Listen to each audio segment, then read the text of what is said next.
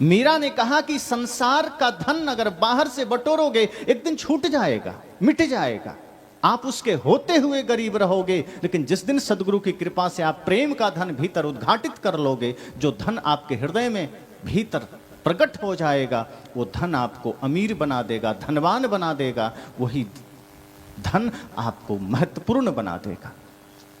इसलिए मैंने कहा कि आप बाहर जो कुछ भी करेंगे उसका संबंध भीतर से बिल्कुल भी नहीं है, उसका संबंध बाहर की व्यवस्थाओं से है। लेकिन मीराबाई कहती हैं कि मैंने जब तक बाहर दृष्टि रखी तब तक दुख था, जब तक बाहर दृष्टि रखी पीड़ा थी, लेकिन जैसे ही अंतर्दृष्टि हुई और सदगुरु ने मुझे अपने से परिचय करा दिया, मैं कौन हूं ये जान लिया, उस धन का पता मुझे मिल गया जिसे कि सदगुरु कबीर ने भी बीजक में कहा है, आत्म धन जेहि ठौर है बचन कबीर उपदेश। आत्म धन का पता जब हमें गुरु से मिल गया, अपना पता मुझे मिल गया, तब हम अमीर हो गए, धनवान हो गए। अब तक हम गरीब थे।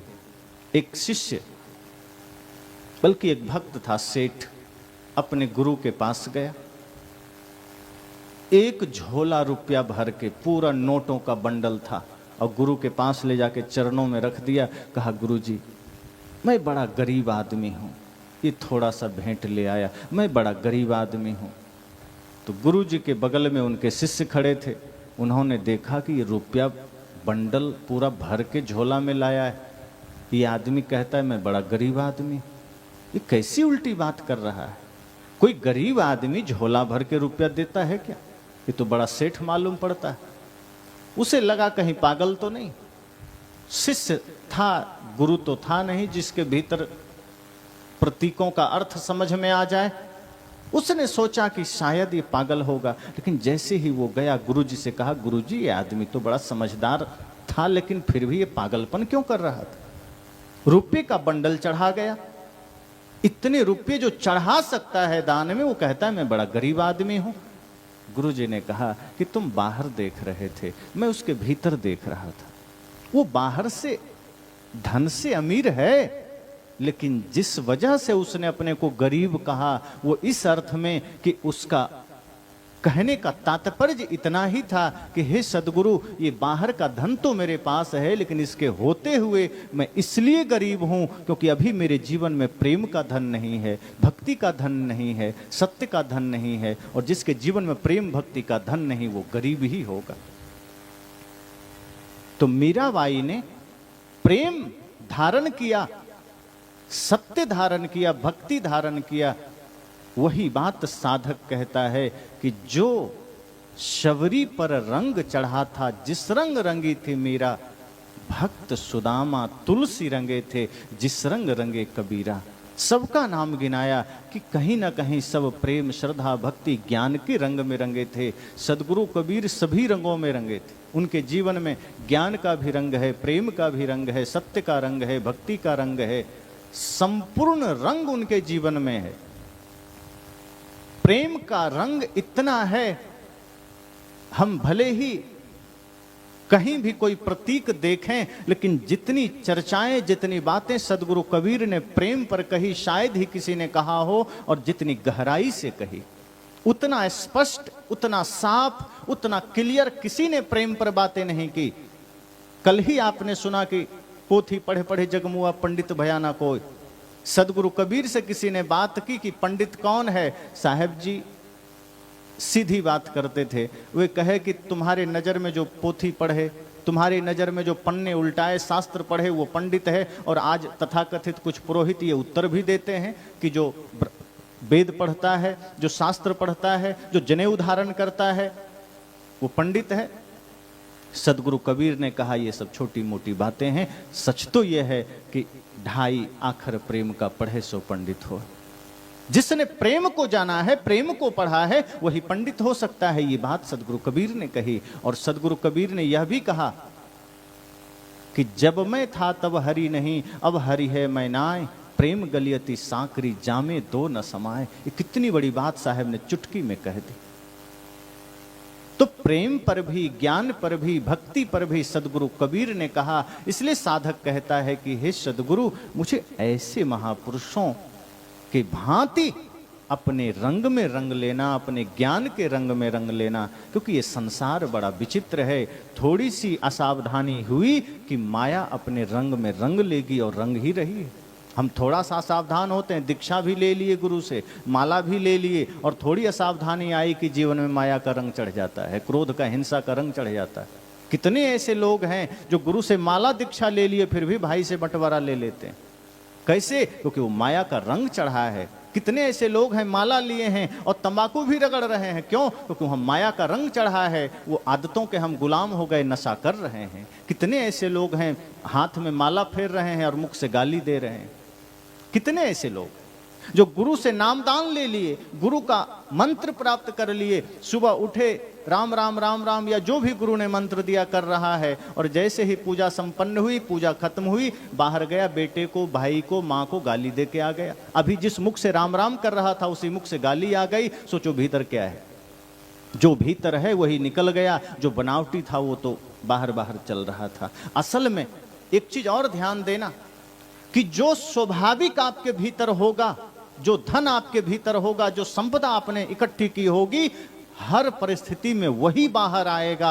बाकी जो सत्य या जो धर्म है, जो सद्गुण है, वो बड़ी मुश्किल से बाहर आएगा। जैसे किसी ने जैसे ही आपका अपमान किया, कभी आप सबने अनुभव किया होगा, किसी ने आपका अपमान कर दिया या किसी ने आपको गाली दे दी, उस वक्त स्वाभाविक आपके भीतर से क्या निकलता है? किसी ने गाली दे दी तो स्वाभाविक आपके भीतर से भी गाली ही निकलेगी, प्रेम नहीं निकलेगा। प्रेम के लिए सोचना पड़ता है, प्रेम के लिए मेहनत करनी पड़ती है, मीठा बोलने के लिए सोचना पड़ता है, सत्य बोलने के लिए सोचना पड़ता है। लेकिन झूठ बोलने के लिए, गाली देने के लिए, क्रोध करने के लिए आपको सोचना नहीं पड़ता। सामने से किसी ने गाली दी, अब भीतर से गाली निकल गई, फिर आप सोचते ओह मुझे नहीं देना था गाली, बेहोशी में थे, गाली निकल गई। आपने क्रोध किया, सामने वाले ने क्रोध किया, तुरंत बात बराबर हो गई, या सामने वाले ने क्रोध किया, आपने क्रोध किया। कई बार आप सोचते हैं मैं तो चाहता नहीं था क्रोध करना, पता नहीं कैसे हो गए। लोग कहते हैं मैं तो चाहता नहीं था गाली देना, मैं तो चाहता नहीं था बुरा बोलना, मैं तो चाहता नहीं था गुस्सा करना, पता नहीं कैसे हो गया। मतलब स्वाभाविक तो गाली ही निकली ना, स्वाभाविक तो प्रेम नहीं निकला। मतलब भीतर हमने क्या संजो के रखा है, भीतर हमारे हृदय में क्या इकट्ठा है, जो इकट्ठा है वही स्वाभाविक निकलेगा। और जो स्वाभाविक निकलेगा समझना कि अभी उसे मिटाना है। अगर वो गाली है तो, अगर वो बुरे विचार हैं तो, अगर वो गंदे विचार हैं उसे मिटाना है। और जिस दिन स्वाभाविक प्रेम निकल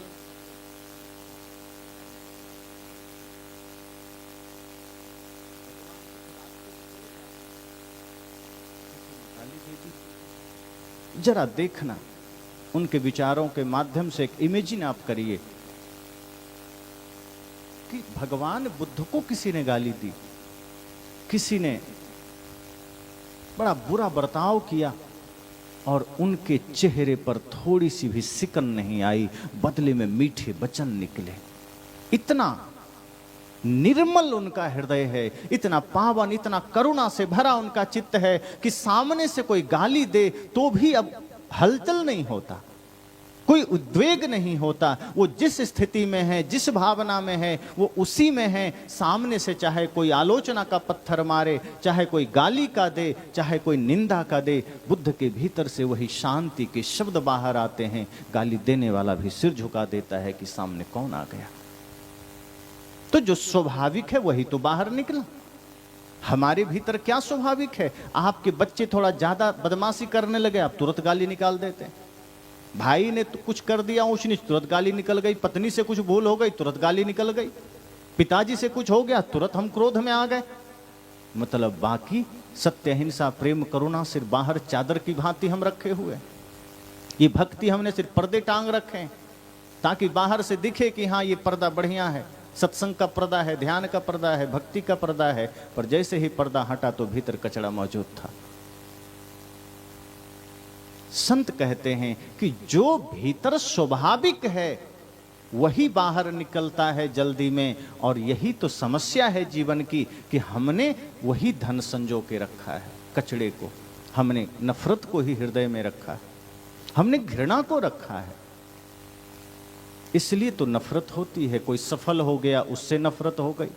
कोई आगे बढ़ रहा है, हमें उससे घृणा हो गई।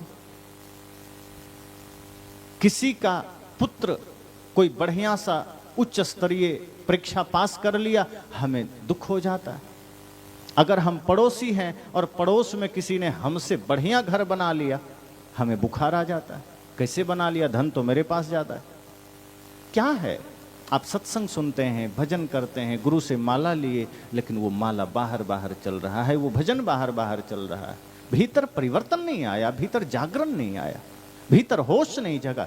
सदगुरु से प्रार्थना करता है साधक कि प्रभु कृपा करना, गुरुदेव कृपा करना। ये माया तैयार खड़ी है, ये कभी आलोचना के रूप में, कभी निंदा के रूप में, कभी शिकायत के रूप में, ये ना जाने कब किसके लिए खड़ी हो जाए। और ऐसा नहीं है कि आपका ये व्यवहार किसी दूसरे के लिए होता है, अपनों के लिए ही होता है। दूसरे से तो कभी कभी सामना होता है, ज्यादातर समय तो अपने परिवार में ही बीतता है, ज्यादातर विवाद तो परिवार में ही होते हैं। और आज भारत की स्थिति यह है कि आप कोर्ट में जाएं, न्यायालय में जाएं, तो ज्यादातर मामले परिवार के ही होते हैं, भाई भाई के ही होते हैं। वहाँ बहुत भयंकर मामले दूर दूर के कम होते हैं। ये पड़ोसी के मामले, जमीन के झगड़े, भाई भाई के झगड़े, गाली गलौज के झगड़े, इसी वजह से वहाँ डायरियाँ भरी पड़ी है और हम उसी में जीवन जी रहे हैं। इसी से हमारा जीवन, हमारा मन, हमारा आचरण सब रंगा हुआ है, हमारा विचार रंगा हुआ है। साधक कहता है प्रभु आप अगर देरी करेंगे तो ये संसार भयंकर है, कब हमें किस रूप में रंग ले कोई नहीं जानता। और हम फिर आलोचना में कब पड़ जाएं, कब निंदा में पड़ जाएं, कब घृणा में पड़ जाएं, कब ईर्ष्या में पड़ जाएं, पता ही नहीं चलता। कई बार ईर्ष्या करते करते, घृणा करते करते हमें होश भी नहीं रहता कि हम गलत कर रहे हैं, गलत सोच रहे हैं, गलत बोल रहे हैं, और बाद में पता चलता है। तो साधक कहता है प्रभु जो रंग इन महापुरुषों पर चढ़ा, वो रंग, वो ज्ञान का, वो प्रेम का, वो भक्ति का, वो सत्य का रंग हम पर भी चढ़ाना। आगे साधक कहता है